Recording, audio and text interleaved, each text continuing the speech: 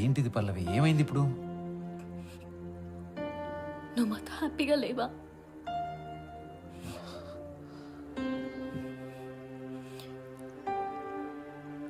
నాతో అమ్మతో నువ్వు హ్యాపీగా లేవా? అలా ఏం లేదు పల్లవి. కాదు, నేను సీరియస్గానే అడుగుతున్నాను, నిజం చెప్పు. నేను చాలా చాలా హ్యాపీగా ఉన్నాను. ఎక్కువ ఆలోచించకుండా కామ్గా పడుకో.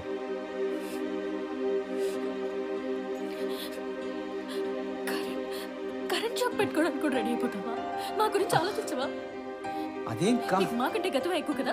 అదేం లేదు పల్లవి. మరి డాక్టర్తో చెప్పావు కదా. అదేదో టెన్షన్ లో చెప్పాను. ఇంకా దాన్ని వదిలే.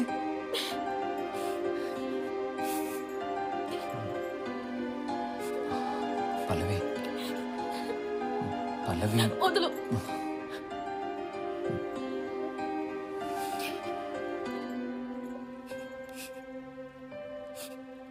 సారీ అంటున్నానుగా.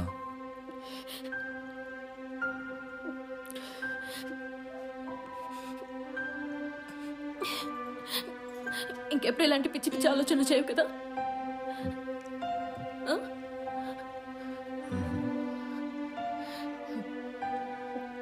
కాదు, ప్రామిస్ చేయి. ఇంకెప్పుడు నా దగ్గర ఏమీ దాచిపెట్టున్నాను. ఏంటిది పల్లవి, చిన్నపిల్లలాగా? Okay, promise. ఇంకెప్పుడు ఇలాంటివి చేయను. నీ దగ్గర ఏమీ దాచను.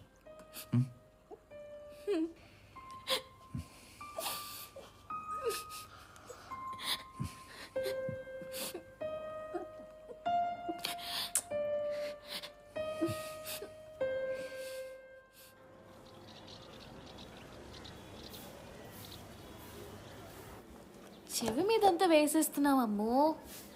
నువ్వు కదలకమ్మా. ఓకే. డాడీ నీకు కూడా కావాలా? నాకొద్దమ్మా. మీ డాడీ ఎవర్ యంగ్ లే, ఒక్క వైట్ హెయిర్ కూడా లేదు తెలుసా. నువ్వు నాకి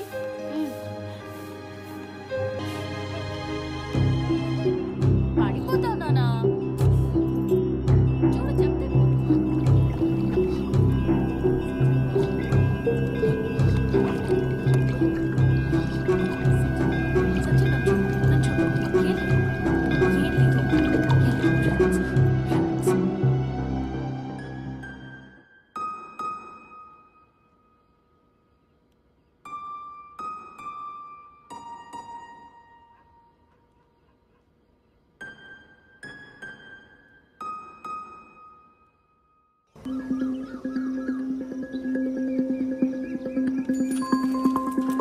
సార్ ఈ సందులో 2 ఇళ్ళు సార్. ఆగస్టు 12వ తారీఖు బోయిన్పల్లి బస్ స్టాప్ దగ్గర ఒక చిన్న పాప కిడ్నాప్ అయింది. నువ్వేమైనా చూసావా? తెలియదు సార్. ఉదయాన్నే పేపర్ వేసేది మీరే కదయ్యా. అక్కడ ఎవరైనా అనుమానాస్పదంగా కనిపించారా నీకు?